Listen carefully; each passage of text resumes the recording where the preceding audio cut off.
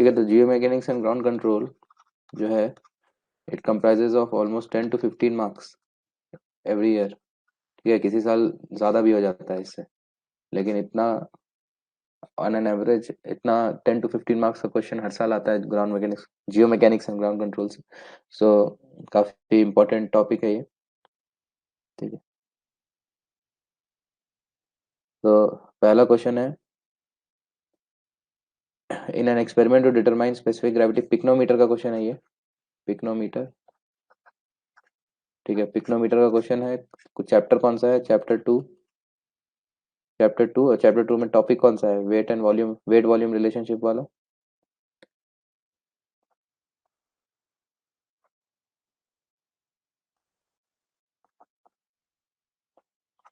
ठीक है, क्वेश्चन है कि पिक्नोमीटर, पिक्नोमीटर का यूज क्या होता है, pycnometer is use to determine two things, specific gravity and porosity. ठीक है, याद होगा। तो पिक्नोमीटर में हम चार तरह का वेट लेते थे, मास ऑफ एम्प्टी पिक्नोमीटर जो दिया है 20.4, mass of pycnometer with soil sample sample 51.6, mass of pycnometer soil sample filled with water 88.6, mass of pycnometer filled with water 70.4। ठीक है, तीन तरह का वेट, चार तरह का वेट देते हैं, W1, W2, W3, W4। ठीक है, W1 इज एम्प्टी बॉटल का weight, W2 is empty bottle plus soil sample, W3 is empty bottle plus soil sample plus water, W4 is empty bottle plus water। तो specific gravity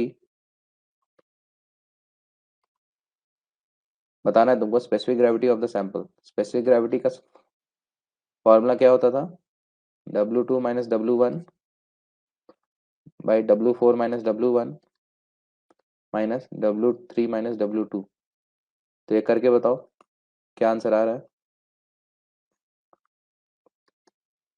ठीक है, formula based question है पूरा, class में भी किया हुआ है।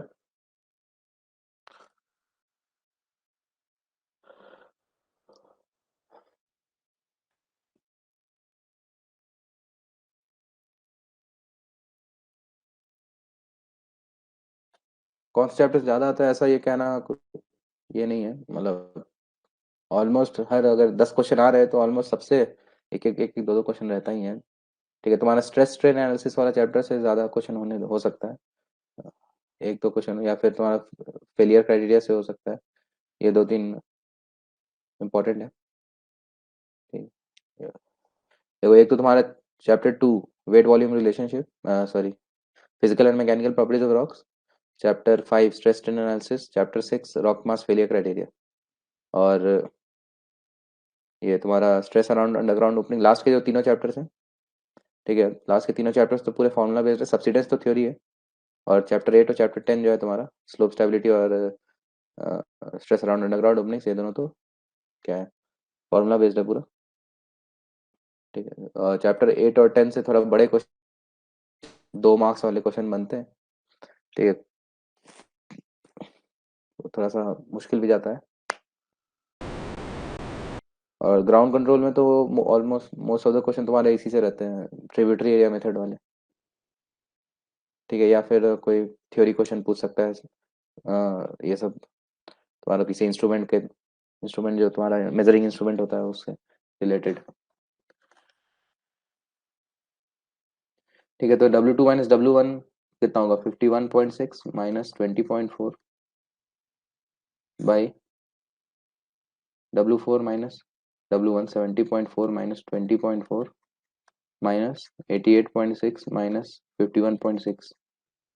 ठीक है, तो ये सब करने के बाद तुम्हारा आंसर क्या आएगा, आएगा 2.4।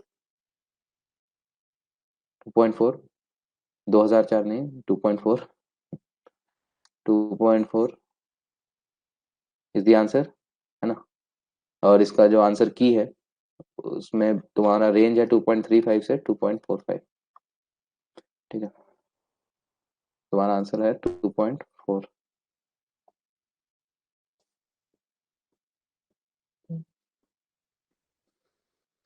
ठीक है, इस क्वेश्चन में कोई डाउट तो नहीं होना चाहिए, है तो कोई पूछ सकता है। पिक्नोमीटर हम लोग पढ़े हैं chapter 2 physical and mechanical properties of rocks में, वेट वॉल्यूम रिलेशनशिप वाले टॉपिक में। पिक्नोमीटर इज अ डिवाइस तो नहीं बोलेंगे इसको, is a apparatus, is an apparatus, pycnometer is an apparatus which is used to determine two things: specific gravity and porosity of a soil sample।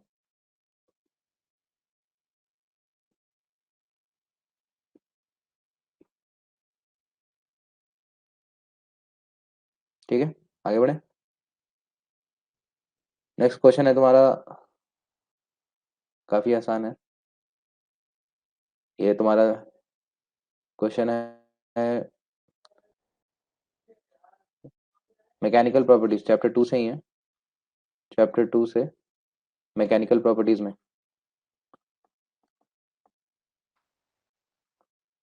ठीक है, उसमें ये Hooke's law, Hooke's law and Poisson ratio का question है ये।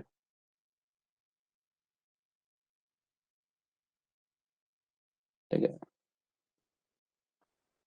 The cylindrical rock, a cylindrical rock specimen diameter दिया है 54 mm, has Young's modulus 68.97 gigapascal, poison ratio 0.35, diameter दिया है सैंपल का 54 mm, सिलेंड्रिकल सैंपल है, यंग्स मॉडुलस ई दिया हुआ है 68.97 giga giga pascal, Poisson ratio दिया है 0.35, rock specimen fails in uniaxial compression, uniaxial compression UCS test कर रहे हैं हम इसका।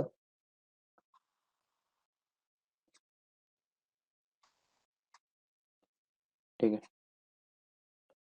यूसीएस टेस्ट कर रहे हैं हम इसका at a lateral strain of 0.01%, lateral strain दिया है यहाँ पे। ठीक है, लेटरल स्ट्रेन यानी ये जो डायमीटर, डायमीटर के अलॉन्ग जो होता है स्ट्रेन। ठीक है, इसमें लोड देंगे तो ये ऐसे, ये दोनों डायरेक्शन में, लेटरल लॉन्गिट्यूडनल दोनों डायरेक्शन में कंप्रेस करेगा, लेटरल डायरेक्शन में एक्सपैंड करेगा और लॉन्गिट्यूडनल डायरेक्शन में कंप्रेस करेगा, delta D by two, delta D by two और डेल्टा एल। ठीक है, लेटरल डायरेक्शन में एप्सिलॉन डी दिया हुआ है तुमको 0.01%, तुमको बताना है axial load at failure, load at failure बताना है।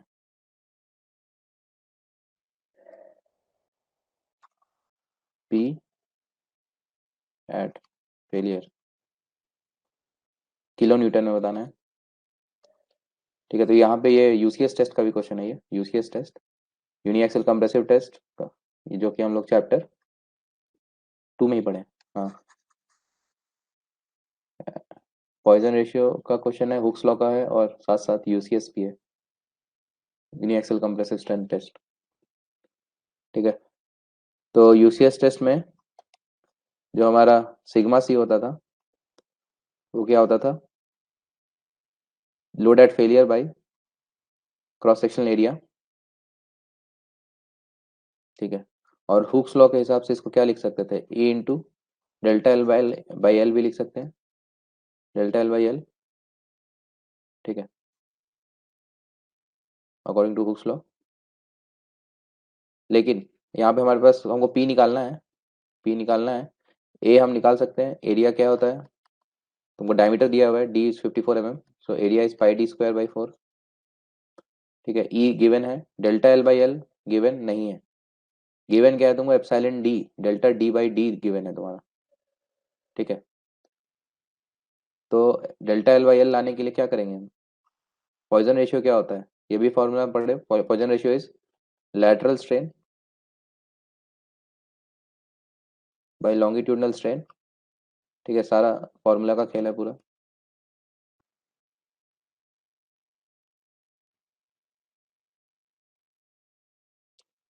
ठीक है, तो 0.35 is lateral strain, delta D by D is 0.01% by longitudinal strain epsilon L delta L by L, तो यहाँ से एप्सिलॉन एल आ जाएगा 0.35 बाई 0.01 बाई 0.35% में आएगा।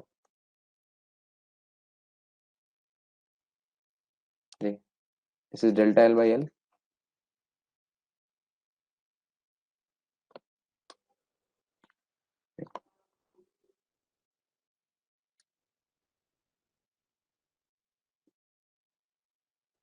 0.01 divided by 0.35, 0.0286%, ठीक है, परसेंट में है, यानी कि 0.020 और आ जाएगा, 0.0286।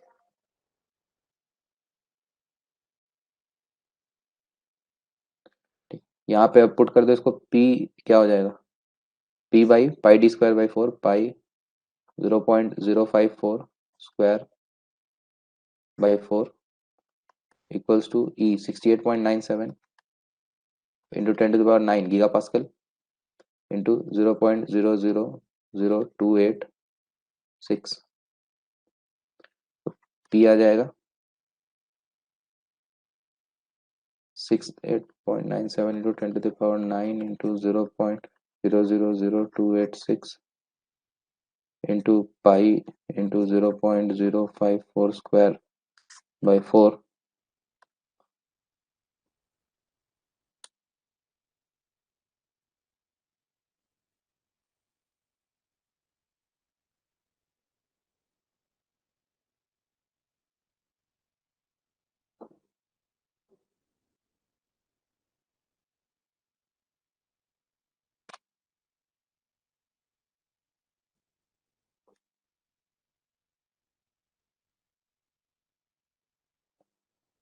यह आएगा 45175.6 न्यूटन, ठीक है, आंसर हमको किलो न्यूटन में चाहिए, यानी 45.17 किलो न्यूटन।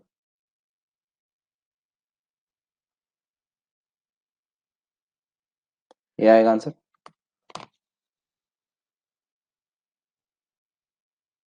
10⁻⁹ गीगा पास्कल दिया है ना, गीगा पास्कल, गीगा पास्कल में दिया है ना, गीगा पास्कल क्या होता है, 1 giga pascal is 10⁻⁹ pascal.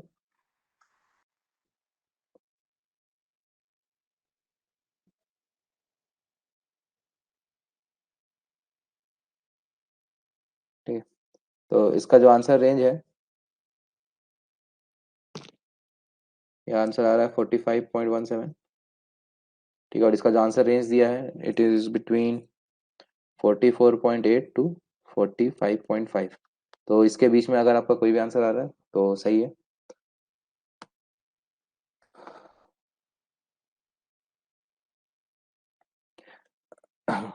Hooke's law के हिसाब से क्या होता है, Hooke's law, according to Hooke's law, stress is directly proportional to strain, ठीक है, स्ट्रेस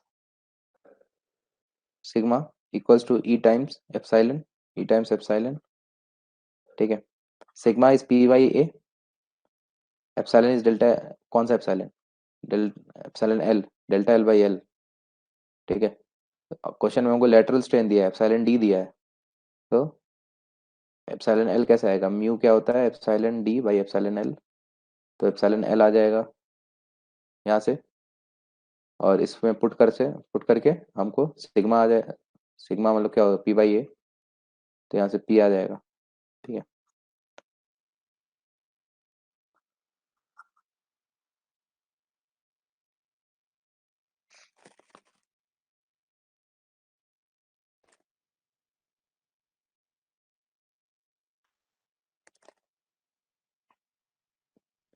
कोई दिक्कत इसमें,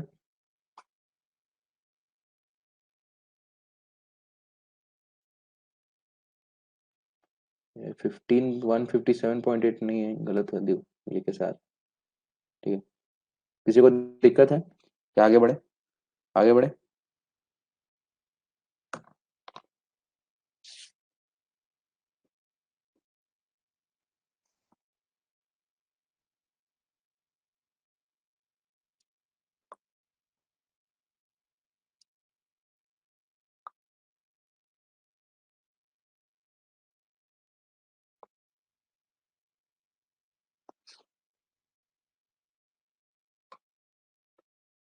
नेक्स्ट क्वेश्चन, तो अगला सवाल, ये क्वेश्चन भी तुम्हारा किसका है, चैप्टर 2 मैकेनिकल प्रॉपर्टीज,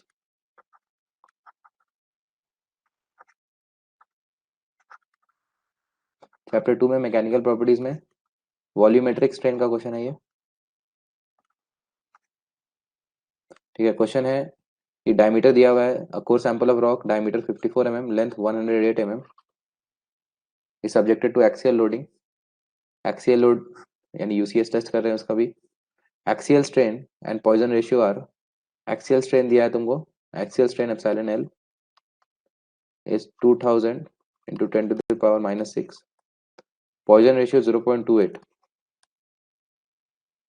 तुमको बताना है the value of volumetric strain delta V by V, delta V by V change in volume by original volume कितना होगा इन माइक्रो स्ट्रेन्स, माइक्रो स्ट्रेन्स यानी इंटू 10⁻⁻6। ठीक है, कुछ x इंटू 10⁻⁻6 के फॉर्म में बताना है। तो इसका भी हम लोग फॉर्मूला पढ़े हैं, volumetric strain delta V by V is epsilon X plus epsilon Y plus epsilon Z, तीनों डायरेक्शन में एक्सियल स्ट्रेन्स का सम, या फिर epsilon L into 1 - 2 mu.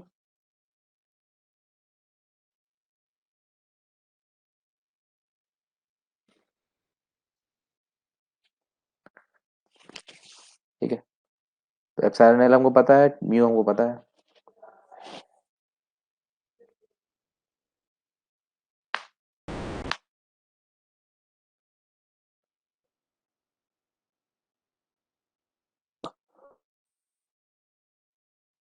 Epsilon L दिया है 2000 इंटू 10⁻⁻6 और 1 - 2 इंटू 0.28, तो ये आएगा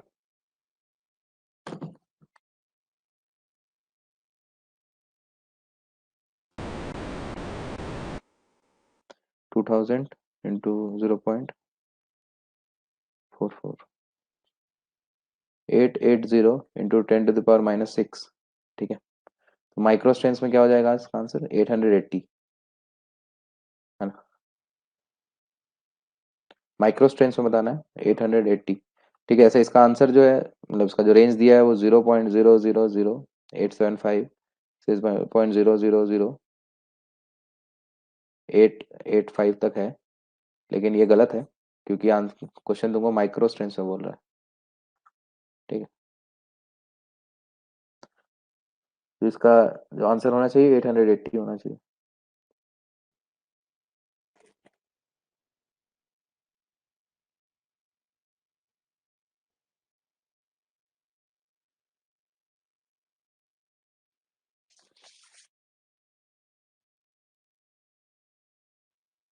ठीक है, ये भी पूरा फॉर्मूला बेस्ड क्वेश्चन, किसी को दिक्कत इसमें?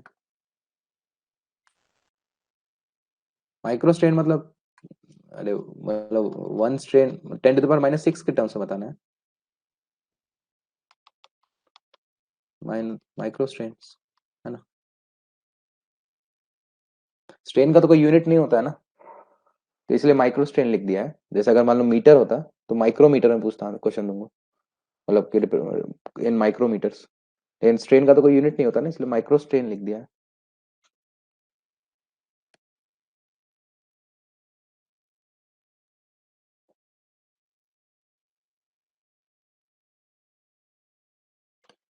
ठीक है, तो यार ये लोग इतना गलत आंसर कैसे ला रहे हैं, 0.00144, ये तो नहीं आना चाहिए।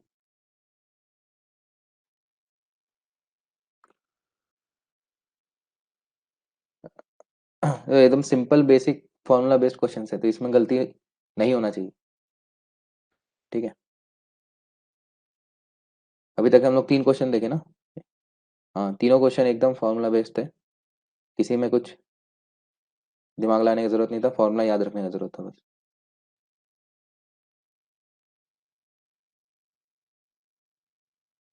ठीक है, आगे बढ़े।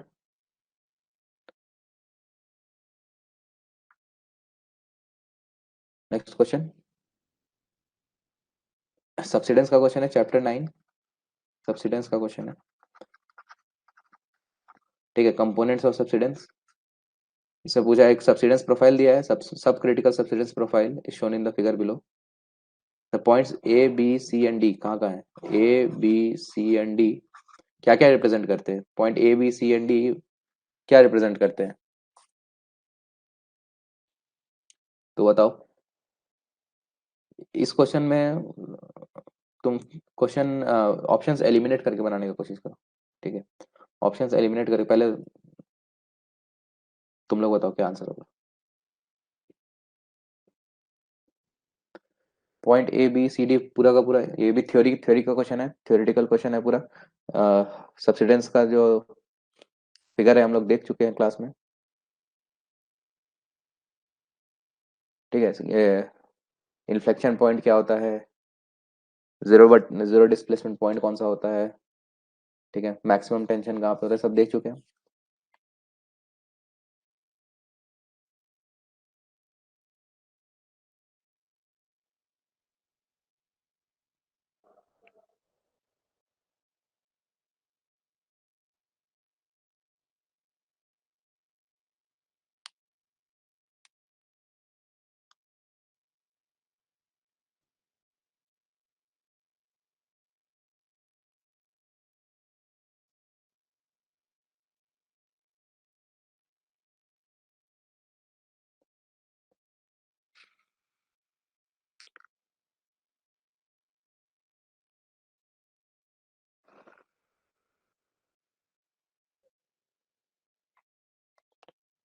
सी सही जवाब, सी है आंसर।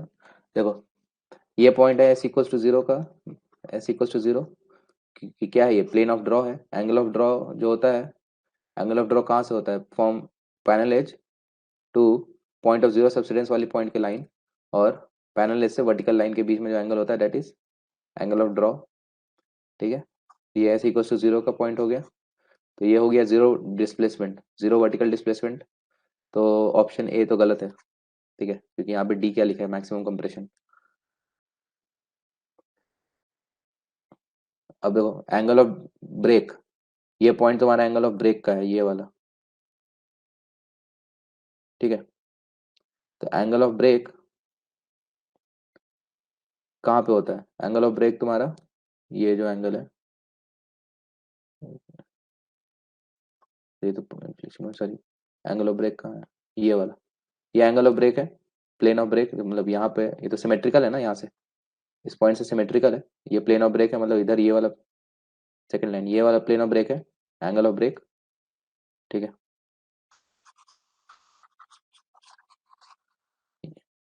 ये जो एंगल है, ये एंगल है तुम्हारा angle of break. Angle of break कहाँ से होता है, तुम्हारा पैनल एज से मैक्सिमम टेंशन वाला point, maximum tension maximum tensile stress वाला पॉइंट टू, और पैनल एज से जो वर्टिकल लाइन है उसके बीच का एंगल, ठीक है? तो पॉइंट ए हो गया तुम्हारा मैक्सिमम टेंशन, ठीक है? मैक्सिमम टेंशन, देखो यहाँ पे स्ट्रेन भी सबसे हाईएस्ट है, ये स्ट्रेन का ग्राफ है ऊपर वाला, ठीक है? ये जो ग्राफ है स्ट्रेन का है, तो यहाँ पे स्ट्रेन मैक्सिमम है, स्ट्रेन मैक्सिमम है, तो यहाँ पे स्ट्रेस मैक्सिमम होगा, मैक्सिमम टेंसाइल स्ट्रेस होगा यहाँ पे, ठीक है? तो पॉइंट ए हो गया तुम्हारा मैक्सिमम टेंशन, ठीक है? और अगर ये ए समझ में नहीं भी आ रहा है तो इधर देखो बी पॉइंट क्या है, बी पॉइंट में तुम्हारा क्या हो रहा है, इन्फ्लेक्शन, तुम्हारा कर्वेचर चेंज हो रहा है ना? पॉइंट बी पे तुम्हारा कर्वेचर चेंज हो रहा है, पॉइंट बी पे कर्वेचर चेंज हो रहा है, फ्रॉम कनकेव डाउनवर्ड्स से कनकेव अपवर्ड्स हो रहा है पॉइंट बी पे। तो point B is your inflection point, point B क्या है, इन्फ्लेक्शन पॉइंट है। तो ये सी ऑप्शन में ही है इन्फ्लेक्शन, बी पॉइंट। तो यहाँ से भी तुम्हारा सी हो जाएगा करेक्ट ऑप्शन,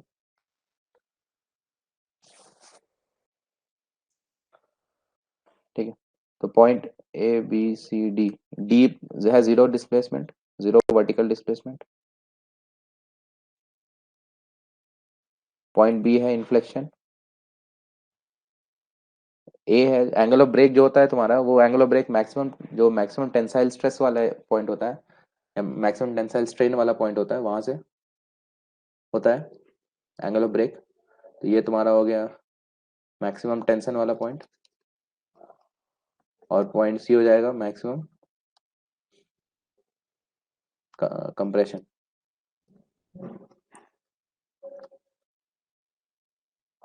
ठीक है, ये जो रीजन है जहाँ पे स्ट्रेन नेगेटिव है, देखो स्ट्रेन का ग्राफ देखो, तो स्ट्रेन यहाँ पे और यहाँ पे पॉजिटिव है, और यहाँ पे ये इस रीजन में नेगेटिव है, ठीक है।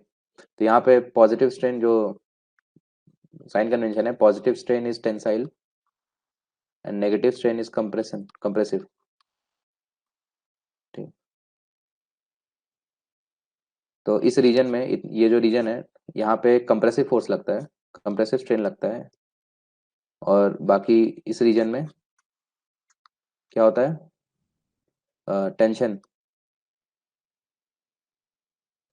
टेंसाइल स्ट्रेन लगता है,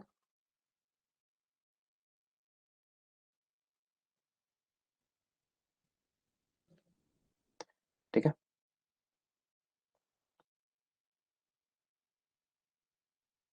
चलो नेक्स्ट आते हैं। ये क्वेश्चन है chapter 6 rock mass failure criteria में, हुक ब्राउन क्राइटेरिया का। हुक ब्राउन क्राइटेरिया का सीधे फॉर्मूला बेस्ड क्वेश्चन है। Uniaxial compressive strength of limestone, uniaxial compressive strength of limestone is 80 megapascal, sigma C of limestone is 80 megapascal, ठीक है। Sample is confined, confining stress क्या है, 20 megapascal, confining stress is sigma 3, 20 megapascal, ठीक है। Based on Hoek Brown failure criteria maximum principal strain बताना है तुमको। Maximum principal strain is sigma 1, ठीक है। और तुमको हुक ब्राउन कॉन्स्टेंट्स दिया हुआ है, M is 7.88, S is 1, A is 0.5, ठीक है। तो as per Hoek Brown criteria, Hoek Brown criteria का इक्वेशन क्या होता है, sigma 1 equals to sigma 3 plus sigma C I, M B sigma 3 by sigma C I plus S to the power A, ठीक है। ये फॉर्मूला बेस्ड पूरा formula put करो, sigma 1 निकालना है, सिग्मा 1 निकालना है, सिग्मा 3 गिवन है, सिग्मा सी आई गिवन है, एम गिवन है, सिग्मा 3 गिवन है, सिग्मा सी आई गिवन है, एस गिवन है, ए गिवन है, सब गिवन है, बस सिग्मा 1 बताना है तुमको। Sigma 3 is 20 plus sigma C I 80, M is 7.88, sigma 3 is 20, sigma C I 80 plus S is 1, A is 0.5, ठीक है। ये पूरा का पूरा फॉर्मूला पुट करो कैलकुलेटर में।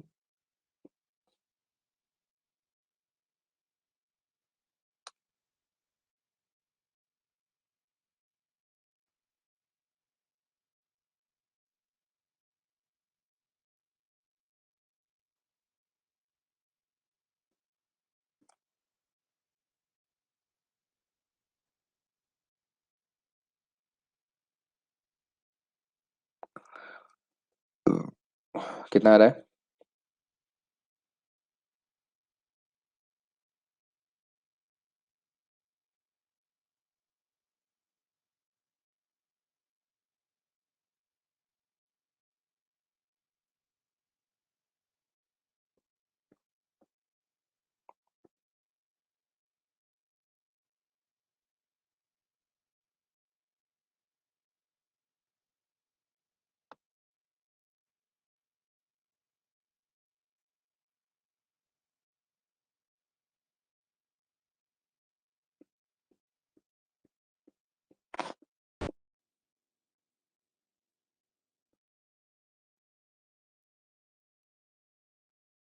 ये आ रहा होगा 157.87 मेगा पास्कल, ठीक है। तो सबसे क्लोजेस्ट हमारा ये ऑप्शन है 157.9 डी।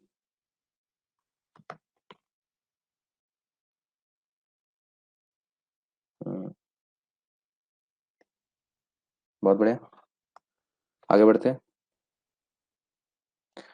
फॉर्मूला बेस्ड क्वेश्चन पूरा अभी तक जितना भी आया है, क्लास में भी किए हुए हैं ऑलमोस्ट सब, सारे किए हुए हैं, ये भी किए हुए थे, ये शायद नहीं किए थे, ये भी बनाया हुआ है, ये भी किया हुआ है, ये भी सब फॉर्मूला सब क्लास में किया हुआ क्वेश्चन है। नेक्स्ट क्वेश्चन है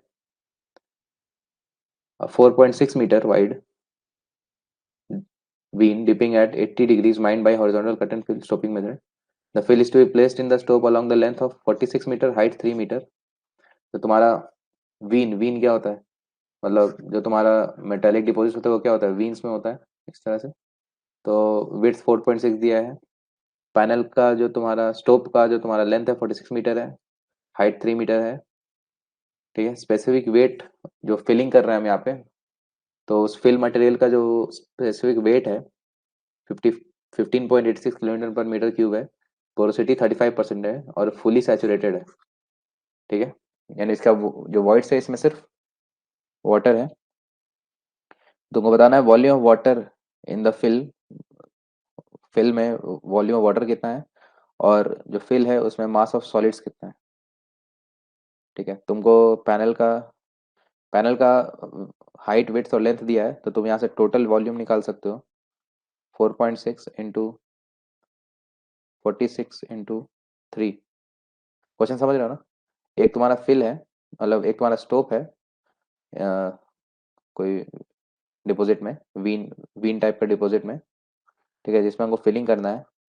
इसका विड्थ दिया हुआ है, इसका विड्थ गिवन है, हाइट गिवन है और लेंथ गिवन है। ठीक है, और जो फिल मटेरियल का स्पेसिफिक वेट दिया हुआ है 15.86 किलो न्यूटन पर मीटर क्यूब, और पोरोसिटी गिवन है फिल मटेरियल का 35%। तुमको बताना है कि what is the volume of water in the fill and what is the mass of solid in the fill. ठीक है, फिल जो है तुम्हारा फुली सैचुरेटेड है, यानी S इज इक्वल्स टू 1। ये तो हमारा क्वेश्चन किसका है? ये क्वेश्चन है तुम्हारा चैप्टर 2 वेट का, वेट वॉल्यूम रिलेशनशिप का क्वेश्चन है।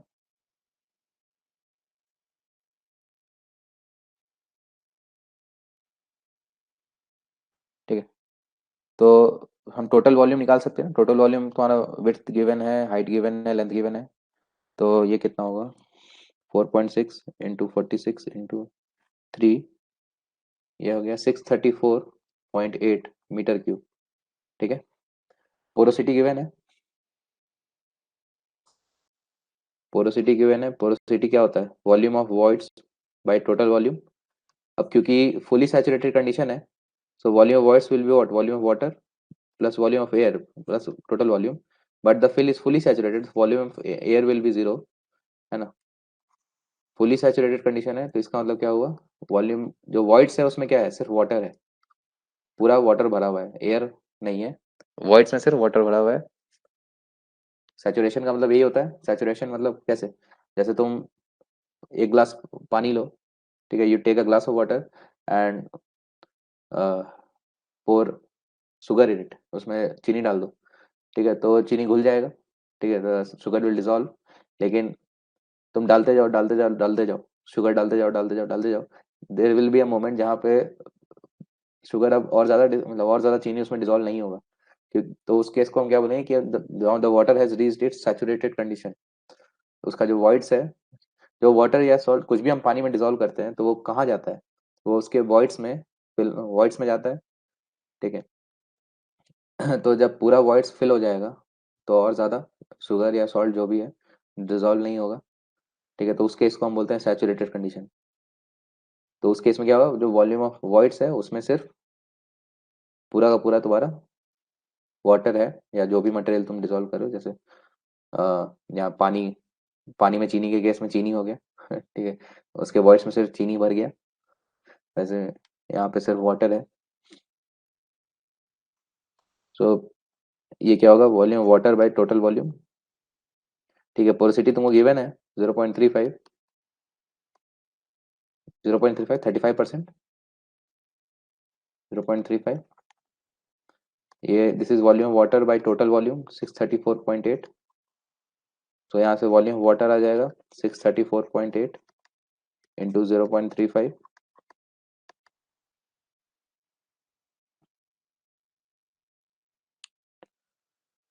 222.18 मीटर क्यूब। ठीक है, ये हो गया ए, इसका आंसर आ गया ए। अब तुमको बताना है मास ऑफ सॉलिड। यहाँ तक किसी को प्रॉब्लम? सैचुरेटेड, फुली सैचुरेटेड कहने का मतलब है कि जो वॉइड्स है उसमें क्या भर गया है? पूरा का पूरा पानी। मास of solid, mass of solid से तुम वॉल्यूम कैसे डिवाइड कर रहे हो? क्या किए? इसका आंसर तो सही लग रहा है, लेकिन वो समझ में नहीं आया तुम किए क्या। ठीक है, नेक्स्ट तुम्हारा मास ऑफ सॉलिड निकालना है। उसके लिए देखो यहाँ पे स्पेसिफिक वेट दिया है। स्पेसिफिक वेट क्या होगा? Total weight by total volume, है ना। तो टोटल वेट निकाल लेते हैं। टोटल वेट हो जाएगा 15.86 किलो न्यूटन में है। तो इसको 10⁻³ कर देंगे तो न्यूटन में आ जाएगा। और इसमें फिर 634.8 मल्टीप्लाई कर देंगे तो ये आ जाएगा केजी न्यूटन में। न्यूटन में आ जाएगा। ये कितना आएगा? 15.86 इंटू 634। अच्छा, हमको टन में बताना, आंसर टन में बताना है, ठीक है। टन में बताना है, यानी 10⁻³। तो यहाँ से 10⁻³ हटा भी सकते हैं, लेकिन छोड़ रहने दो।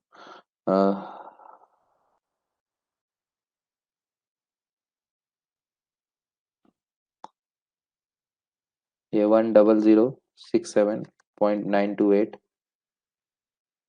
किलो न्यूटन में आएगा, ठीक है। उसको 10⁻³ हटाओ। ये किलो न्यूटन में आया, टोटल वेट आ गया, ठीक है। अब टोटल वेट क्या होता है? Wait of solid plus weight of water, ठीक है। वेट ऑफ एयर तो जीरो होता है, और एयर तो है भी नहीं, फुली सैचुरेटेड है, ठीक है। वेट ऑफ सॉलिड निकाल निकाल सकते हैं हम यहाँ से। वेट ऑफ वाटर चाहिए हमको। तो वेट ऑफ वाटर कैसे आएगा? हमको वॉल्यूम वाटर पता है, वेट ऑफ वाटर निकालना है, और डेंसिटी ऑफ वाटर तो हम जानते ही हैं, है ना। तो यहाँ से दूसरे पेज में ले आते हैं।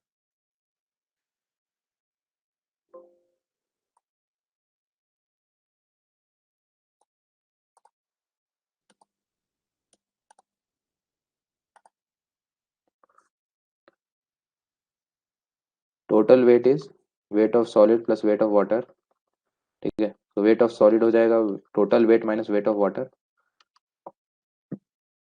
तो weight of total weight minus weight of water क्या होगा?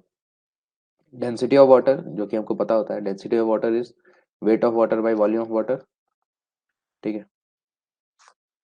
तो वॉल्यूम ऑफ वाटर गिवन है, पता है। वेट ऑफ वाटर क्या हो जाएगा? Gamma W into V W. Gamma W क्या होता है? 9810। ये तो याद होना चाहिए सबको। गामा डब्ल्यू क्या हो जाएगा? Rho W into G. Rho W is 1000 और जी इज 9.81। 9810 न्यूटन पर मीटर क्यूब, ठीक है। 9810 इंटू वॉल्यूम ऑफ वाटर 222.18। तो ये कितना होगा?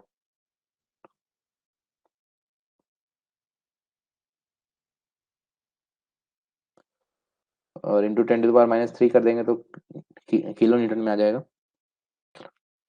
ये आएगा 2179.58 किलो न्यूटन,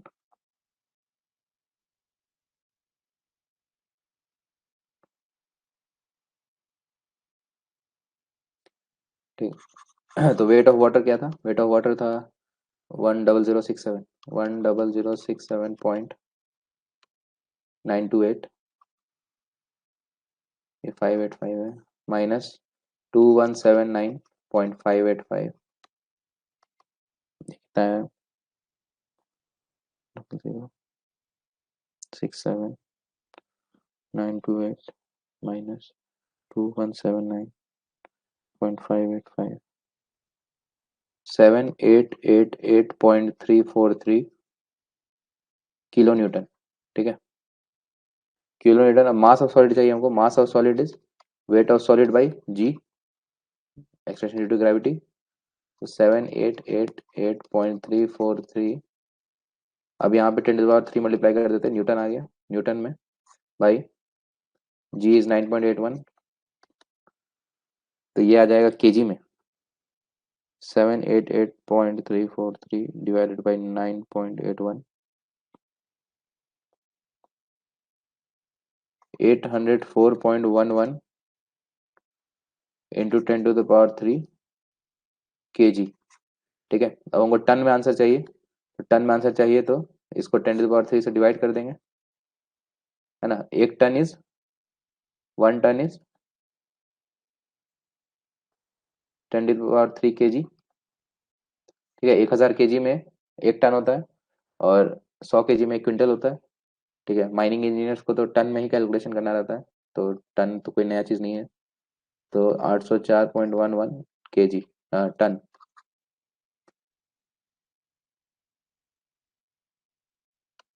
ठीक है, 804.1 बी आंसर हो गया इसका। ठीक है, तो समझ में आया।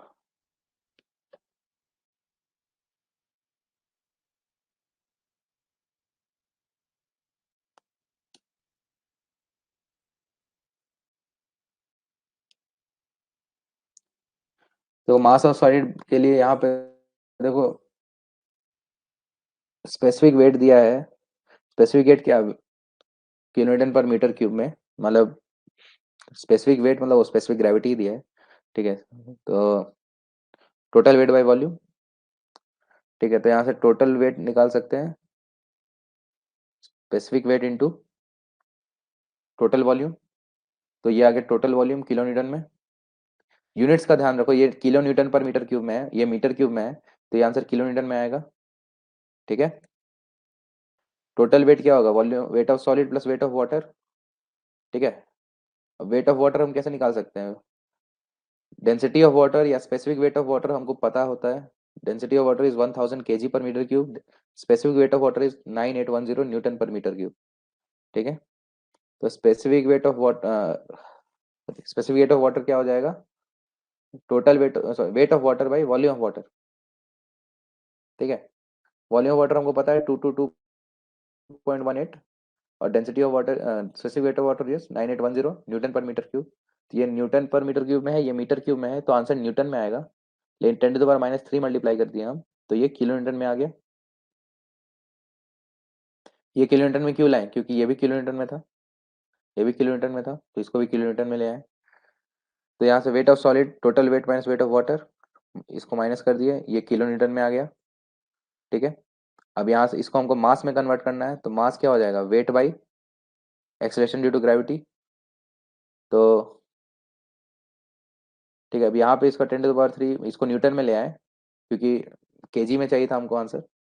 ठीक है, आंसर तो हमको टन में चाहिए था, तो पहले हम केजी में ले आए ताकि कंफ्यूज ना हो।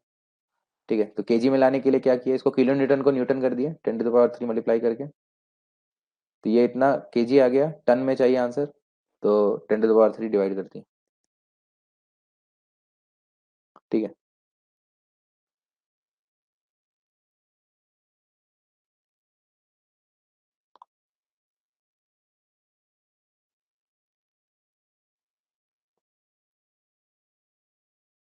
आया समझ में।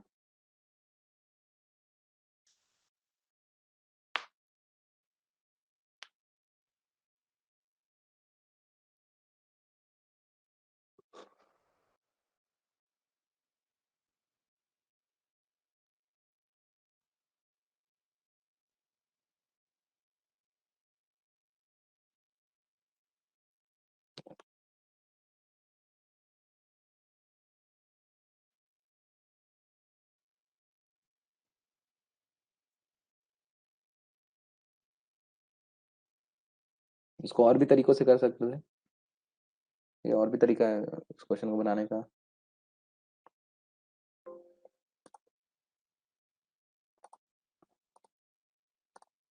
जैसे ये कर सकते थे कि स्पेसिफिक ग्रेविटी दिया है किलो न्यूटन पर मीटर क्यूब, यहाँ से हम डेंसिटी निकाल सकते थे 15.86 इंटू 10⁻³ न्यूटन बाई 9.81। ठीक है, तो ये केजी पर मीटर क्यूब में आ जाता डेंसिटी।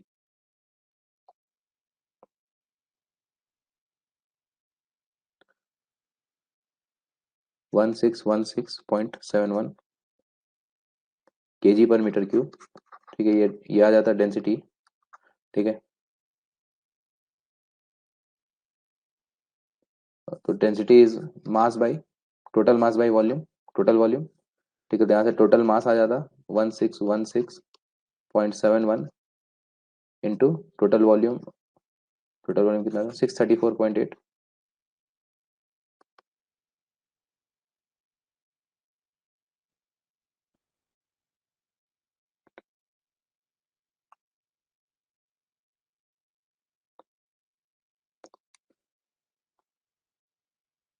ये 1026.292 केजी में आता। आंसर टन में चाहिए तो हम शुरू से ही टन में लगते हैं। ठीक है, 1026.3 टन। देखिए, इंटू 10⁻³ कर देंगे, इंटू 10⁻³ कर देंगे तो टन में आ जाएगा। ठीक है, अब मास ऑफ सॉलिड चाहिए हमको। Mass of solid will be mass, total mass minus mass of water. तो टोटल मास इज 102, तो मास ऑफ वाटर निकालना पड़ेगा। मास ऑफ वाटर क्या हो जाएगा, density of water into volume of water. Density of water पता है हमको 1000। वॉल्यूम ऑफ वाटर क्या होता है, क्या है इसमें 222.18, ये आ जाएगा केजी में। ठीक है, अब टन में चाहिए तो इसको 1000 से डिवाइड कर दो तो 222.18 टन हो जाएगा। ठीक है, तो 1026.3 माइनस 222.18। ठीक है,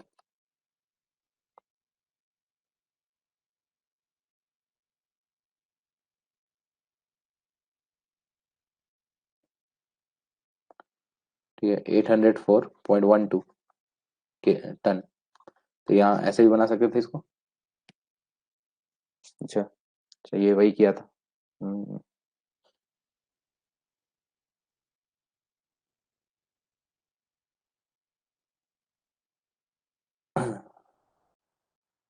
ठीक है, तो जो भी आसान लगे, जो तुमको समझ में आए वैसे बना सकते हैं।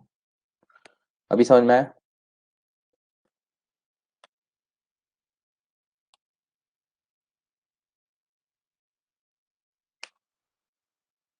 ठीक है,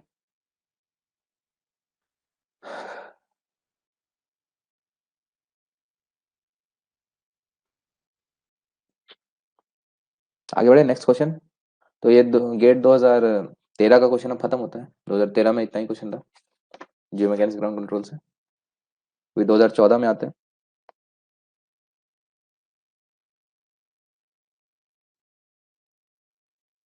चले 2014 की तरफ।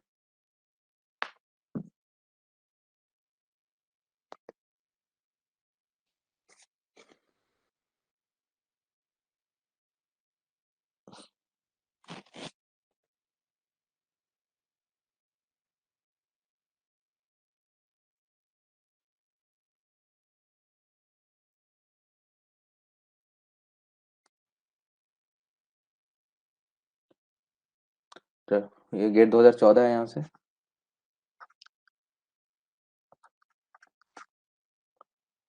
क्वेश्चन है sigma S is induced stress, sigma S is induced stress और sigma I is in situ stress.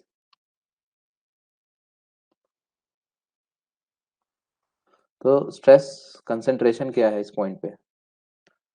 ठीक है, अगर किसी पॉइंट बिलो ग्राउंड पे सिग्मा आई है induce stress, sorry sigma is in situ stress. ठीक है, इन सिटू स्ट्रेस है सिग्मा आई।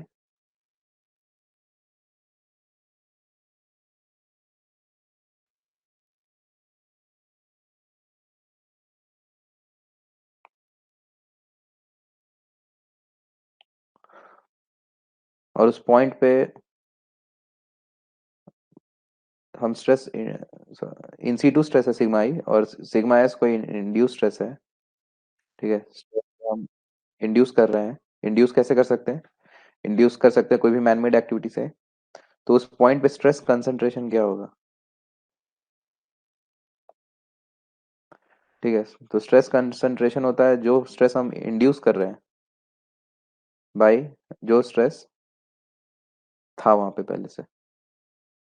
ठीक है, तो ये भी एक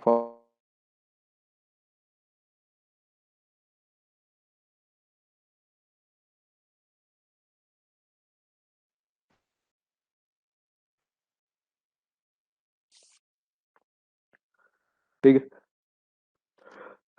तो write it down as a formula. इसका आंसर होगा sigma S by sigma I.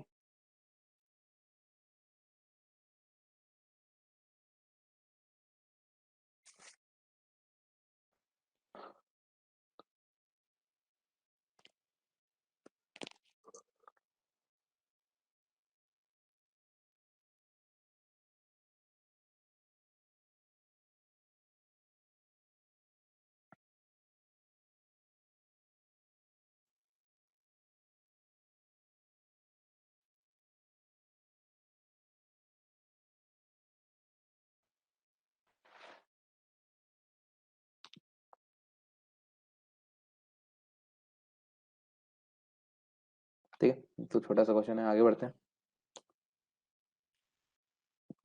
The components of state of stress. अच्छा, ये क्वेश्चन किसका था? ये जनरल क्वेश्चन है, ये तुम मान लो चैप्टर 8 का क्वेश्चन। Stress around underground opening.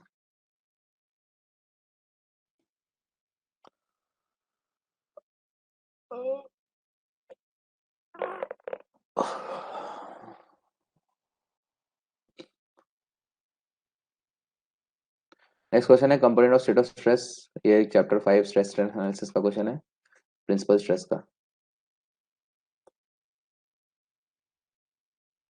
ठीक है, सिग्मा एक्स गिवन है, सिग्मा वाई गिवन है, टाउ एक्स वाई गिवन है। तुमको बताना है sum of principal stresses. Sum of principal stresses यानी सिग्मा 1 प्लस सिग्मा 2 बताना है तुमको।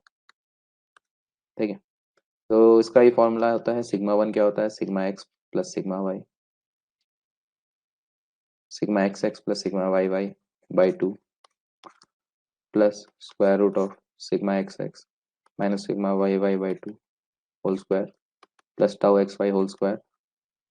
Sigma 2 is sigma X X plus sigma Y Y by 2 minus square root of sigma X X minus sigma Y Y by 2 whole square plus tau X Y whole square. ठीक है, हमको बताना है sigma 1 plus sigma 2 दोनों को add कर दो। ठीक है, तो ये और ये कैंसिल हो जाएगा। ये आएगा तुम्हारा sigma X X plus sigma Y Y which is 5 plus 10 15 mega pascal. ठीक है, इसका आंसर 15 मेगा पास्कल है। इसका आंसर का रेंज भी 15 टू 15 है, क्योंकि सिंपल एडिशन है।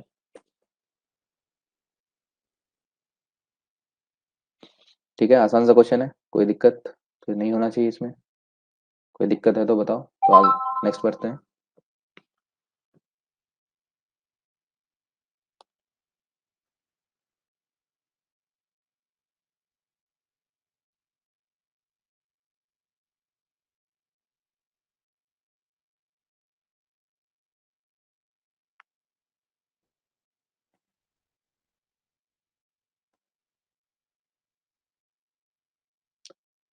10.7 प्लस 4.3 उतना मेहनत क्यों कर रहे हो भाई, सीधे ऐड कर दो।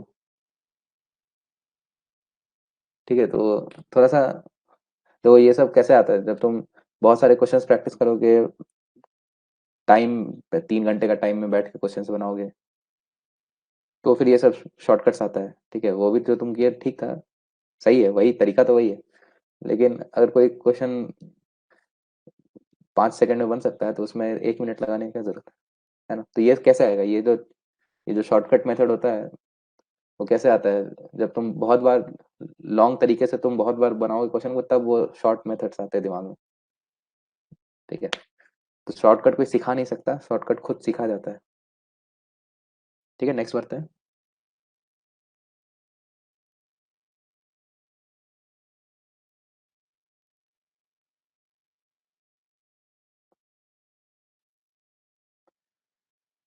एक और थ्योरी का क्वेश्चन है।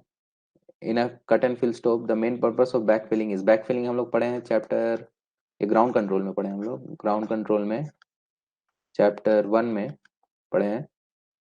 ठीक है, बैक फिलिंग में स्टोइंग एंड बैक फिलिंग।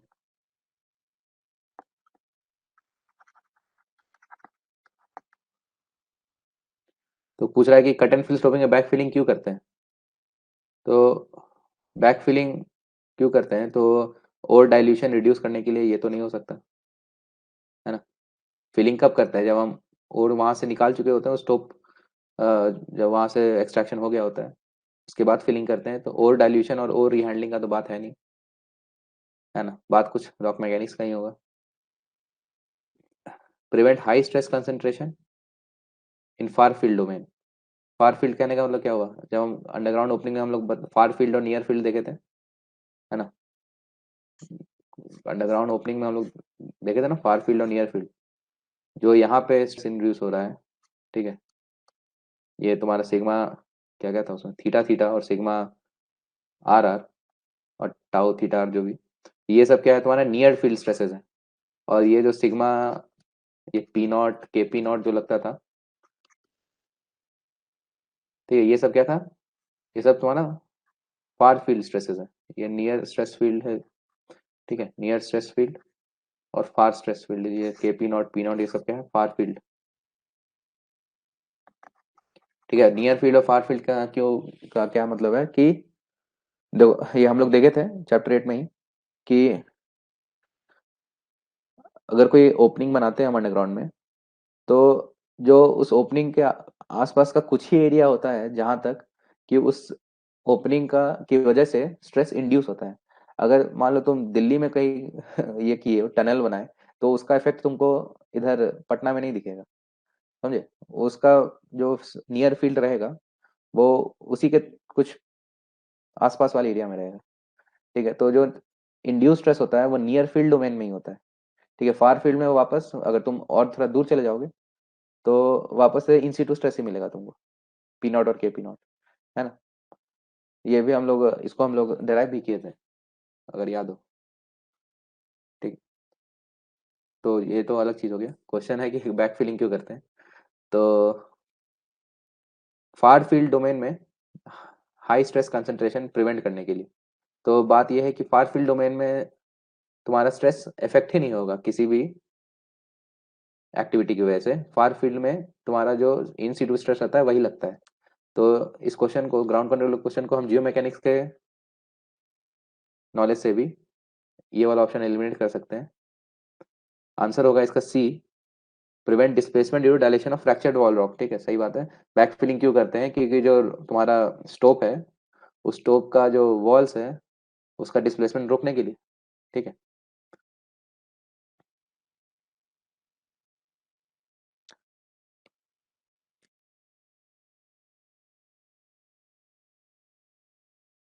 ठीक है, तो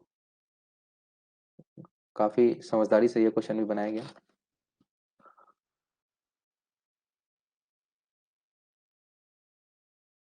कॉस थीटा वाला फॉर्मूला, कॉस थीटा, वो तो sigma X dash sigma Y dash वाला है ना। वो तो क्या बोलते थे उसको, ट्रांसफॉर्मेशन ऑफ स्ट्रेस में वो फॉर्मूला आता था कॉस थीटा वाला।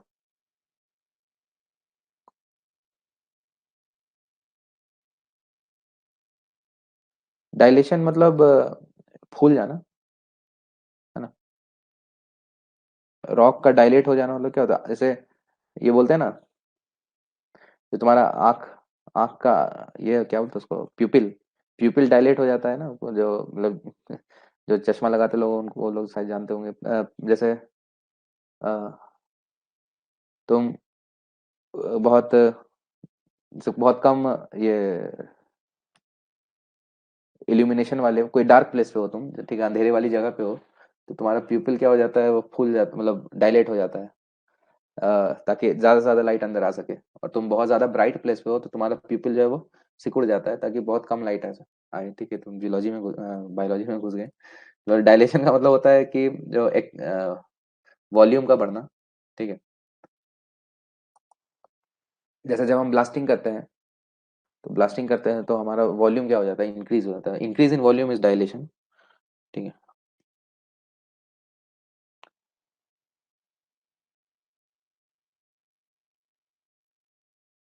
ठीक है, नेक्स्ट क्वेश्चन है, ये भी तुम्हारा ग्राउंड कंट्रोल का है। ग्राउंड कंट्रोल में चैप्टर 1 का है, नहीं चैप्टर 1 है, हाँ चैप्टर 1 का ही क्वेश्चन है। हाइड्रोलिक प्रॉप्स का क्वेश्चन है। ठीक है, और ये भी क्वेश्चन हम लोग देखे हुए हैं। एस है तुम्हारा सेटिंग लोड। हाइड्रोलिक प्रॉप क्या होता है, hydraulic prop is hydraulic prop किस तरह का प्रॉप है, किस तरह का सपोर्ट है, एक्टिव सपोर्ट है ना। एक्टिव सपोर्ट में क्या होता है, एक्टिव सपोर्ट में during the installation we apply a setting load. ठीक है, एक सेटिंग लोड अप्लाई करके हम उसको सेट करते हैं प्रॉप को, और उसके बाद फिर ओवरबर्डन स्ट्रेस की वजह से उसका यील्डिंग होता है जो भी। ठीक है, मतलब इस तरह का एक ग्राफ देखे थे हम लोग सिग्मा एप्सिलॉन का। पहले एक सेटिंग लोड होता है सिग्मा एस, जहाँ पे हम उसको प्रॉप को इंस्टॉल करते हैं, और उसके बाद फिर स्ट्रेस इंक्रीज होता है, एक यील्ड पॉइंट पहुंचता है सिग्मा वाई, और उसके बाद तुम्हारा प्रॉप का यील्डिंग स्टार्ट होता है। ठीक है, तो क्वेश्चन कह रहा है कि सेटिंग लोड और यील्ड लोड में क्या रिलेशन है। तुम्हें बताओ क्या रिलेशन है, कौन बड़ा है, छोटा है, बड़ा है, या इक्वल, ये वाला रिलेशन है, क्या है। ग्राफ से ही पता चल रहा है सिग्मा एस क्या है, छोटा है ना। पहले सेट करते हैं sigma S is smaller than sigma Y, है ना। यानी S is smaller than Y, यहाँ पे एस दिया setting load, Y is yield load, answer होगा ए।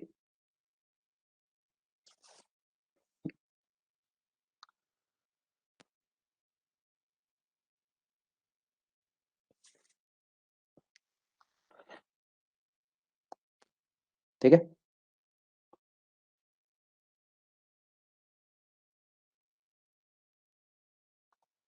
Induce stress and in situ stress explain करना है। देखो, इंड्यूस स्ट्रेस और in situ stress, induce stress जो स्ट्रेस है वो होता है किसी एक्टिविटी की वजह से। जैसे तुम मान लो अंडरग्राउंड कोई भी, बिलो ग्राउंड कोई भी पॉइंट लो, ये ग्राउंड है, ग्राउंड के नीचे कोई भी पॉइंट है, यहाँ पे कुछ नहीं हुआ है, ठीक है, जो सदियों से चला आ रहा है वही सिचुएशन है आज भी। तो वहां पे क्या होगा, इन सीटू स्ट्रेसेस लग रहे होंगे, सिग्मा एच और sigma we, vertical institute stress और हॉरिजॉन्टल इंस्टीट्यूट स्ट्रेस लग रहा होगा उस पर। अब तुम जाके वहां पे कोई टनल बना दिए, तो अब टनल बना दिए, तो उस टनलिंग की वजह से क्या होगा, कुछ स्ट्रेस इंड्यूस होगा उस पे, उस पॉइंट पे, there will be induce stress. ठीक है, sigma theta theta sigma R R stress induce होगा। ठीक है, तो इंड्यूस स्ट्रेस जो होता है वो होता है किसी मैनमेड एक्टिविटी की वजह से, stress induce due to any manmade activity like mining, tunnelling, कुछ भी। इन सिटू स्ट्रेस क्या होता है, इन सिटू स्ट्रेस जो नेचुरल स्टेट ऑफ स्ट्रेस है, ठीक है, जो नेचुरल स्टेट ऑफ स्ट्रेस है किसी भी पॉइंट पे, किसी भी ऑब्जेक्ट में, किसी भी बॉडी पे, वो उसका इन सिटू स्ट्रेस, वो इन सिटू स्ट्रेस हुआ, है ना। इन सिटू मतलब एज इट इज। ठीक है, तो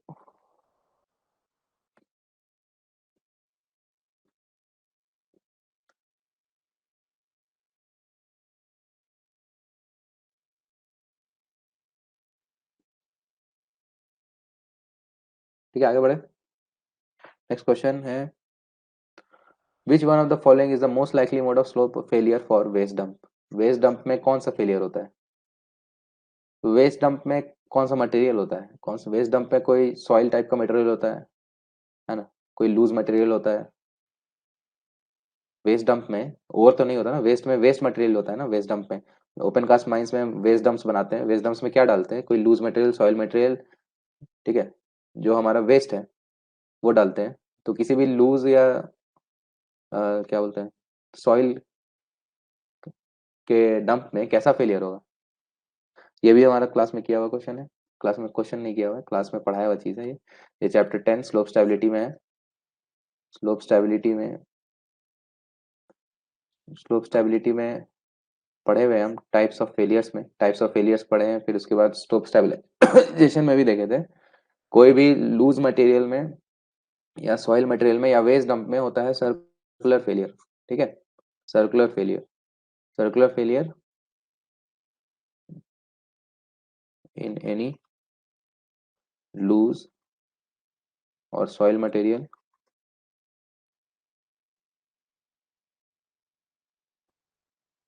ठीक है, सर्कुलर फेलियर अकर्स। ठीक है, ये भी क्लास में हम लोग पढ़े थे, याद हो, पता नहीं याद है या नहीं तुम लोग को। ये सर्कुलर फेलियर कैसा होता है, कुछ इस तरह का होता है।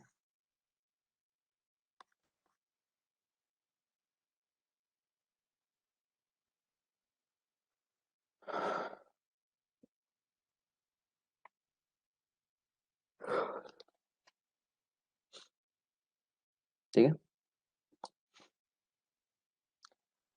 नेक्स्ट बढ़ते हैं आगे।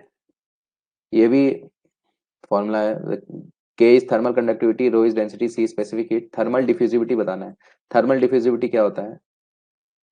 थर्मल डिफ्यूजिविटी ए, ये फॉर्मूला हम लोग पढ़े थे, लैम्डा बाई रो सी। ठीक है, थर्मल डिफ्यूजिविटी मतलब कि कितनी जल्दी किसी भी मटेरियल में हीट जो है वो ट्रांसफर होता है, कितना, मतलब how fast heat is transferred in a material. ठीक है, कुछ चीजें जल्दी गर्म हो जाती है, कुछ चीजें देर से गर्म होती है। ठीक है, तो क्यों? क्योंकि दोनों का थर्मल डिफ्यूजिविटी डिफरेंस है, डिफरेंट है ना। ये थर्मल डिफ्यूजिविटी हम लोग पढ़े हैं, ये पढ़े थे हम लोग चैप्टर 2 मैकेनिकल प्रॉपर्टीज में। थर्मल प्रॉपर्टीज में, मैकेनिकल प्रॉपर्टीज में थर्मल कंडक्टिविटी वाले पार्ट में पढ़े थे ये। ठीक है, और ये डायरेक्ट फॉर्मूला ही पढ़े थे हम लोग, A equals to lambda by rho C. ठीक है, यहाँ पे बस लैम्डा, लैम्डा क्या था यहाँ पे? Thermal conductivity. Rho is thermal conductivity, rho is ये तुम्हारा density, density of sample material. C specific heat. Specific heat क्या होता है कि 1 kg के मटेरियल को 1 डिग्री से हीट करने के लिए कितना अमाउंट ऑफ एनर्जी रिक्वायर्ड है, उसको स्पेसिफिक हाइट नहीं, स्पेसिफिक हीट बोलते हैं। ठीक है, अब यहाँ पे थर्मल कंडक्टिविटी को के दिया है लैम्डा की जगह, तो आंसर क्या हो जाएगा? के बाई रो सी।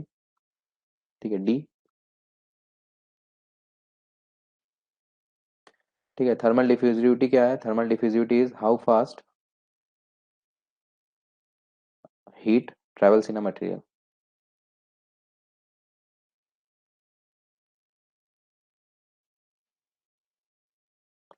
ठीक है, ये क्वेश्चन हम लोग देखे थे, इस पे एक न्यूमेरिकल भी बनाए थे इस क्लास में।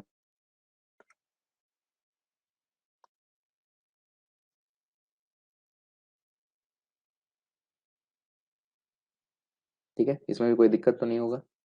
नहीं, बिल्कुल सही, सही। सी, डी, नहीं, डी।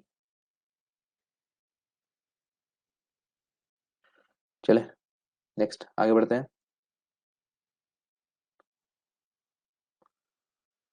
ये भी क्वेश्चन क्लास में किया हुआ है। Flat coal seam of thickness 3 metre, T, ये 3 मीटर दिया है,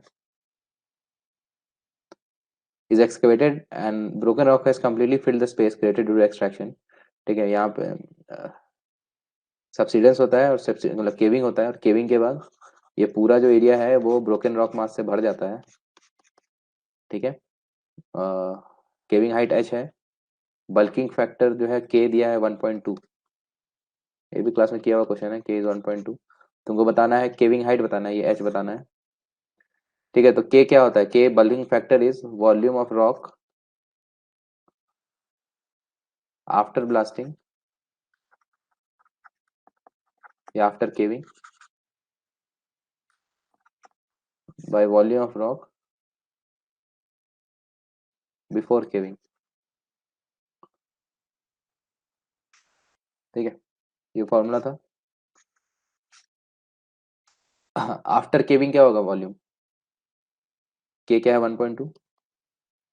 आफ्टर केविंग ये पूरा का पूरा वॉल्यूम भर जाएगा रॉक से, तो ये पूरा का पूरा एरिया हो गया तुम्हारा वॉल्यूम रॉक आफ्टर केविंग। तो इसमें दो एरिया है, एक तुम्हारा, इसका एरिया कैसे निकालेंगे? एक तो ये तुम्हारा रेक्टेंगल प्लस ये एक ट्रायंगल। ठीक है, तो इसका विड्थ हम मान लेते हैं 1 यूनिट, विड्थ 1 मान लेते हैं। ठीक है, क्योंकि हमको वॉल्यूम चाहिए ना। तो ये ट्रायंगल का एरिया क्या हो जाएगा? हाफ इंटू ये कुछ बेस बी मान लेते हैं, इसको कैंसिल ही हो जाएगा। तो 1/2 into B into H, triangle का area half into base into height, और इंटू 1 यूनिट विड्थ। ठीक है, वॉल्यूम प्लस ये रेक्टेंगल का volume B into T area हो गया, और into 1 unit width by volume of rock before caving. Before caving क्या था? बिफोर केविंग रॉक सिर्फ इस एरिया में था, ये वाला एरिया में था रॉक बस। बिफोर केविंग सिर्फ इस ट्राइंगल पोर्शन में था, है ना। Half into B into H into 1। Question बोल रहा है कि पहले क्या था, पहले कुछ ये सीन था, ठीक है, ये हाइट h, ये हाइट t, ठीक है, और फिर क्या हुआ, केविंग के बाद इतना पोर्शन का जो रॉक था ये टूट के ये इतना पोर्शन में ऑक्यूपाई कर लिया, ठीक है। तो यहाँ से देखो बी कैंसिल हो जाएगा सब में, 1.2 is h/2 plus T by h/2, तो 1 plus 2t/h equals to 1.2, h निकालना है हमको, h is 1.2 minus 1, 0.2, 2t/0.2, 2 into t कितना है 3 मीटर बाई 0.2, तो 6/0.2 इज 30 मीटर्स, ठीक है, 30 आंसर होगा इसका।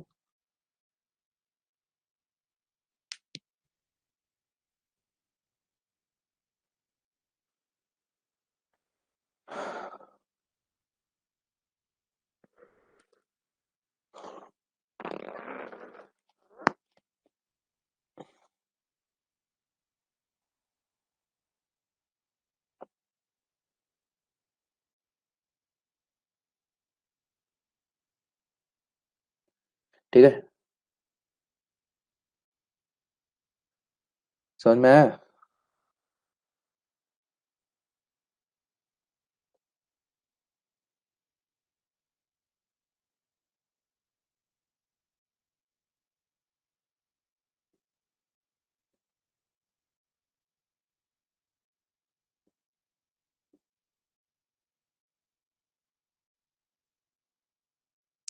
ठीक है, आगे बढ़ते हैं। A piece of coal sample weighs 10 kg in air, 2 kg when immersed in water. Specific gravity of coal sample is। ठीक है, तो ये हम लोग पढ़े तो नहीं है, ये ऐसा है वेट वॉल्यूम रिलेशनशिप का क्वेश्चन। ये हम लोग, ये तुम्हारा 11th क्लास का आर्किमिडीज प्रिंसिपल का क्वेश्चन है, ठीक है, 11th क्लास में आर्किमिडीज प्रिंसिपल का क्वेश्चन है ये, कि किसी भी मटेरियल का स्पेसिफिक ग्रेविटी क्या होता है, weight of the sample in air, weight of sample in air by weight of water displaced by it, ठीक है। आर्किमिडीज, ये कैसे याद दिलाएं, आर्किमिडीज प्रिंसिपल था ना कि मान लो कोई सैंपल है जिसका वेट कुछ W1 है, फिर इसको हम अगर इसमें पानी में डाल दिए, ठीक है, पानी में डालेंगे तो कुछ पानी ये डिस्प्लेस करेगा, कुछ पानी ऊपर आ जाएगा, ठीक है। मान लो जो पानी बाहर आया उसका वेट W2 है, ठीक है, तो W1/W2 उसका स्पेसिफिक ग्रेविटी होता है। तो सैंपल यहाँ पे सैंपल इन एयर 10 kg है, और पानी कितना डिस्प्लेस कर रहा है, पानी कितना डिस्प्लेस कर रहा है, 2 kg उसका वेट है जब वो उसको पानी में डाल दिए, तो कितना केजी ऑफ वाटर वो डिस्प्लेस किया, 8 kg डिस्प्लेस कर दिया ना, 10 - 2, 8 kg पानी बाहर आ गया, तो 10/8, 1.25 उसका स्पेसिफिक ग्रेविटी हो जाएगा।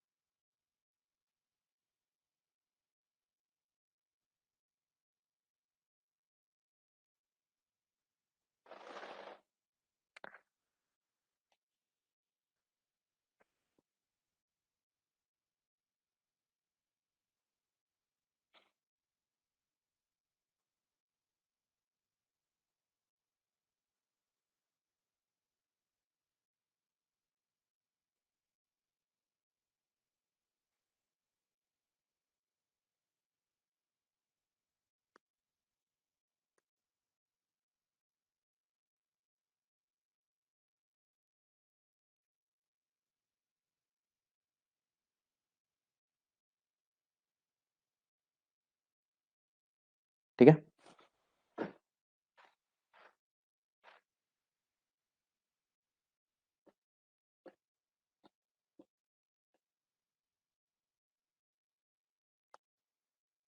ये क्लास में नहीं हुआ क्योंकि 11th क्लास का चीज पढ़ाएंगे तुम तुम लोग को है ना।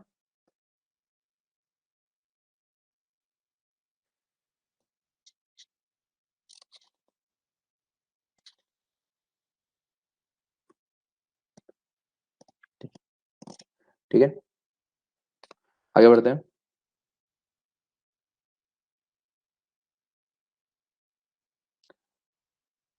सिंपल सा क्वेश्चन है आरक्यूडी का। ठीक है, 1.2 मीटर तुम्हारा बोरहोल रन है। ये है तुम्हारा रॉक कोर्स का लेंथ। आरक्यूडी क्या होता है?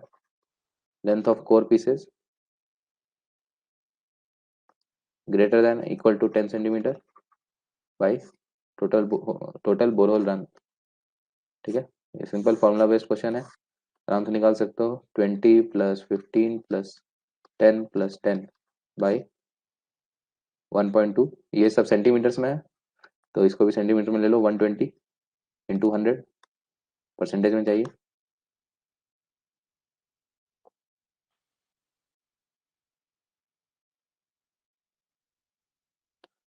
45.8%।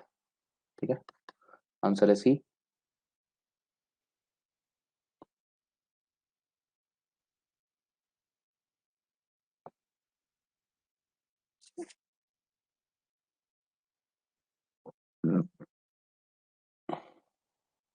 वहीं अगर इसमें कोर रिकवरी पूछता तो हम सारे के सारे को ऐड करके 120 से डिवाइड इंटू 100 करते हैं, है ना, कोर रिकवरी में।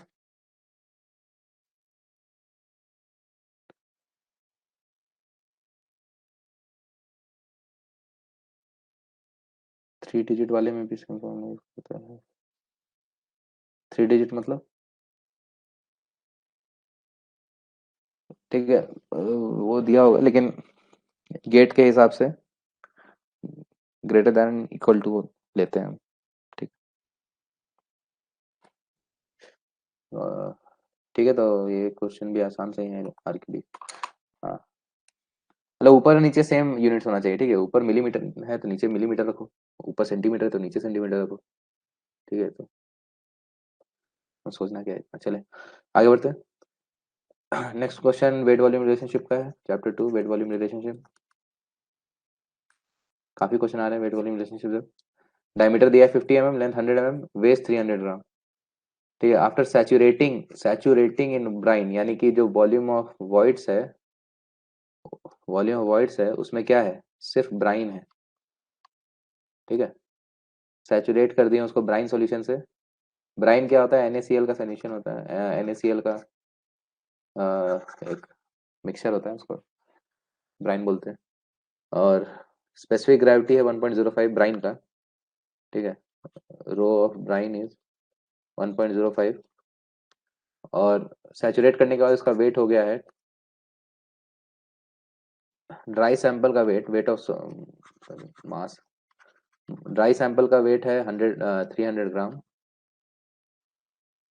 ठीक है, और सैचुरेट करने के बाद उसका जो टोटल वेट बना वो 330 ग्राम है। तुमको पोरोसिटी बताना है। ठीक है, तो पोरोसिटी क्या होता है? Porosity is volume of voids by total volume. Volume of voids क्या हो जाएगा? वॉल्यूम ऑफ ब्राइन, है ना, क्योंकि पूरी का पूरा वो ब्राइन से भरा है वॉइड्स, बाय टोटल वॉल्यूम। ठीक है, वॉल्यूम ऑफ ब्राइन कैसे आएगा तुमको? वॉल्यूम ऑफ ब्राइन क्या होगा? रो ब्राइन क्या होगा? Rho of brine is mass of brine by volume of brine. ठीक है, तो वॉल्यूम ऑफ ब्राइन हो जाएगा rho of brine into mass of brine. Mass of brine कैसे आएगा? मास ऑफ ब्राइन हो जाएगा तुम्हारा क्या? मास ऑफ ब्राइन हो जाएगा total mass by mass of solid and 30 ग्राम। ठीक है, तो इसको लिख सकते हैं, सॉरी इंटू नहीं, mass of brine divided by rho of Bryan.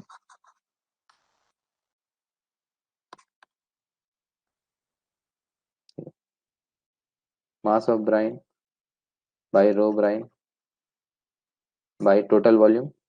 Total volume कैसे आएगा? टोटल वॉल्यूम में बस डायमीटर और लेंथ है, तो पाई d² by 4 into L.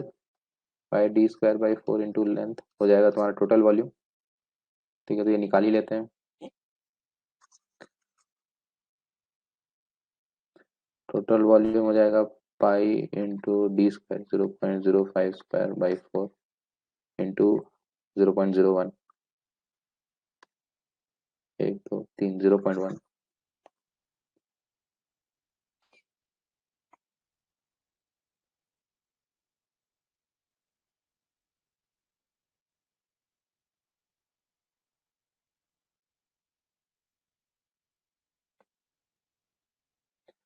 1.96 into 10⁻⁻⁴ metre cube. ठीक है,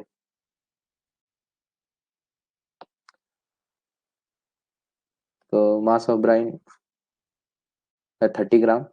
30 gram 30 into 10⁻⁻³ by rho of brine is 1.05 into volume, total volume 1.96 into 10⁻⁻⁴। तो ये कितना है?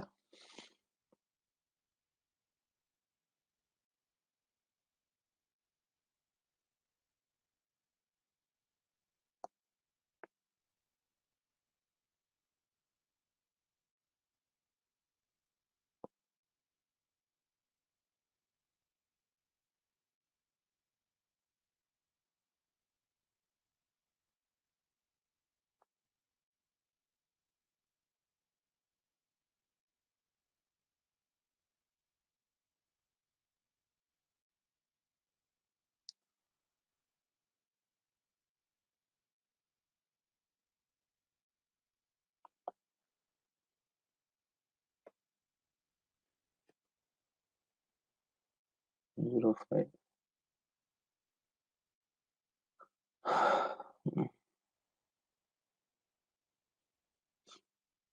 196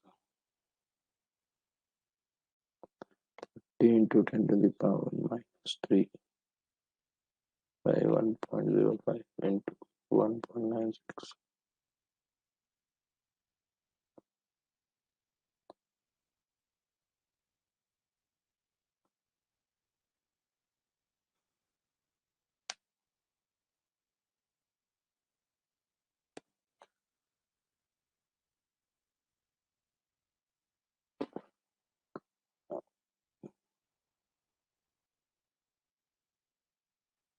यार अगर 0.1457, ठीक है, परसेंटेज में चाहिए हमको, तो इंटू 100 कर देंगे तो 14.57%।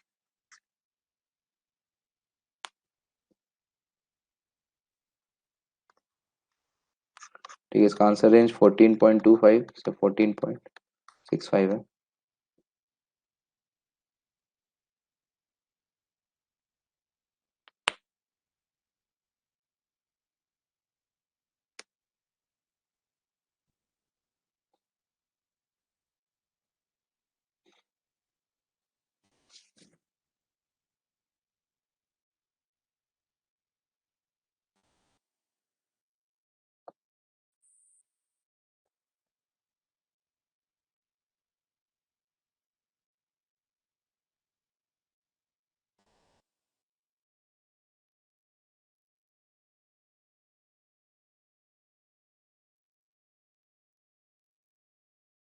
स्पेसिफिक ग्रेविटी इंटू 1000 भी करना पड़ेगा।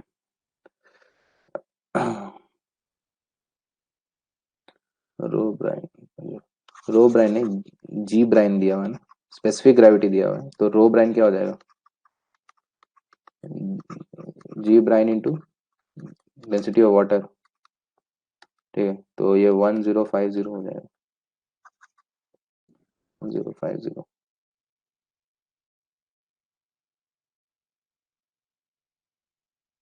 ठीक है, तुमको स्पेसिफिक ग्रेविटी दिया है ना, तुमको डेंसिटी चाहिए, स्पेसिफिक ग्रेविटी से डेंसिटी कैसे निकालते हैं? G is G S by rho S by rho W ना। तो जी ऑफ ब्राइन दिया हुआ है, तो डेंसिटी ऑफ ब्राइन क्या हो जाएगा? Density of water into specific gravity of brine. ठीक है, तो 1050। ठीक है,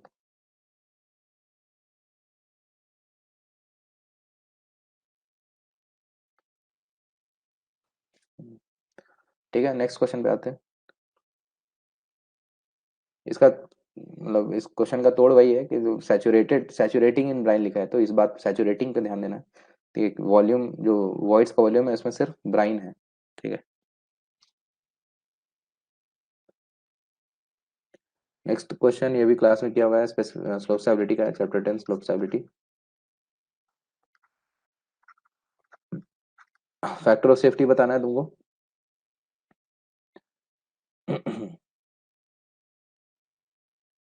लेंथ एल दिया है जॉइंट प्लेन का। फैक्टर ऑफ सेफ्टी क्या होता था? जो वाटर वाले केस में वाटर प्रेशर है ना, पी पी वाटर प्रेशर है। डब्ल्यू कॉस फाइव, नहीं, W cos alpha minus U minus V sine alpha tan five plus C into A by W sine alpha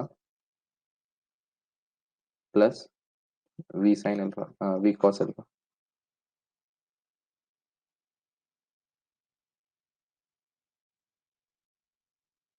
ठीक है, यहाँ पे अल्फा की जगह डेल्टा है। ठीक है, तो और वी जीरो है यहाँ पे, सिर्फ वी जो है वी जीरो। ठीक है, वी जीरो है तो ये और ये हट जाएगा। ये डब्ल्यू कॉस अल्फा की जगह यहाँ पे डेल्टा दिया हुआ है एंगल, माइनस यू, यू की जगह पी दिया हुआ है, W cos P tan five plus C into A. A क्या होगा? एरिया ऑफ स्लाइडिंग प्लेन क्या हो जाएगा, ये 1 मीटर मानते हुए एल इंटू वन हो जाएगा। ठीक है, area is L into one, ये लेंथ एल दिया है, तो C into L by W sine delta. ठीक है, तो आंसर सी होगा। जब पी क्या है, पी तो प्रेशर है ना, पी प्रेशर है, हमको यहाँ पे फोर्स चाहिए, तो फोर्स क्या होगा, pressure into area.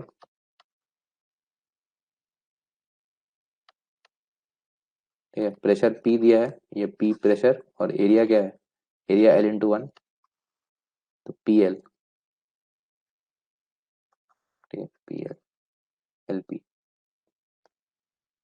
We zero है, यू होगा, you will be pressure into area L into one, L P, P L.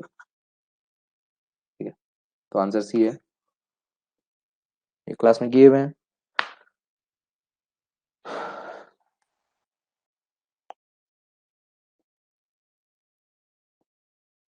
We कैसे जीरो है, क्योंकि फिगर में दिख रहा है ना, फिगर में दिख रहा है ना कि हमारे पास सिर्फ पी लग रहा है, यू तो लगी, वी तो लग ही नहीं रहा। कहाँ दिया फिगर में, फिगर देखो।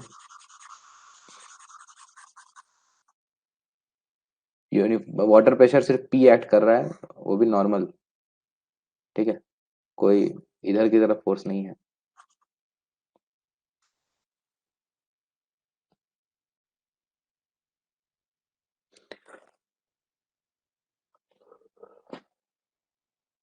ठीक है, लास्ट क्वेश्चन आज का।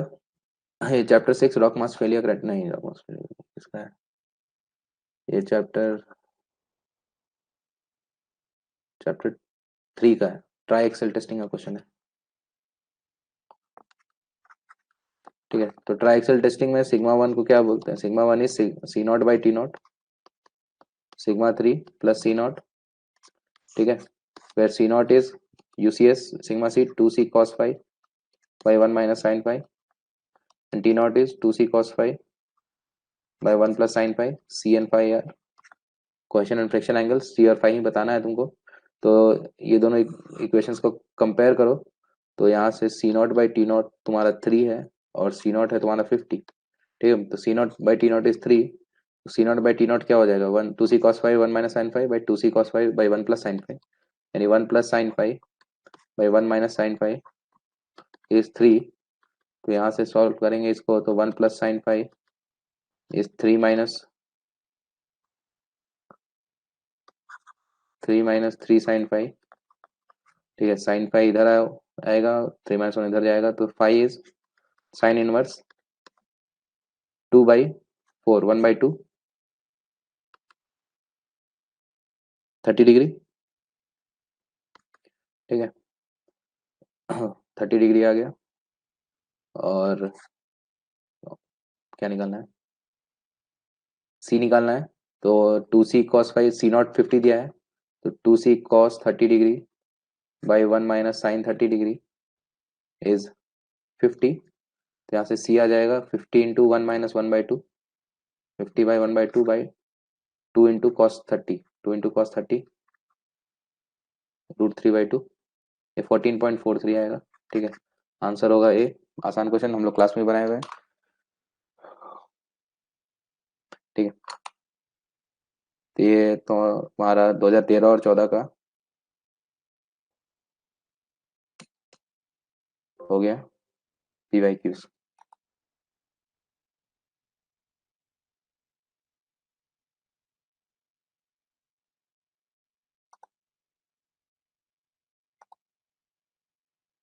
ठीक है, तो ये नेक्स्ट क्लास में 2015 और 16 करेंगे, फिर ऐसे ही 17, 18, 19, 20, 21, 22, 23, 5-6 क्लास एक हफ्ता लगेगा।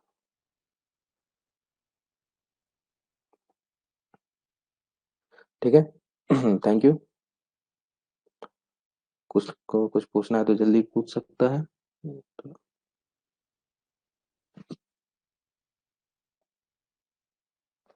पीडीएफ पीडीएफ अपलोड हो जाएगा यहीं पे, यहाँ पे भी हो जाएगा, तुम्हारा अग्नि वाले में भी हो जाएगा। ठीक है, मतलब अग्नि, प्रज्ञान, क्रैश कोर्स, ये तीनों जगह हो जाएगा अपलोड। ठीक है, चलो थैंक यू। Thank you.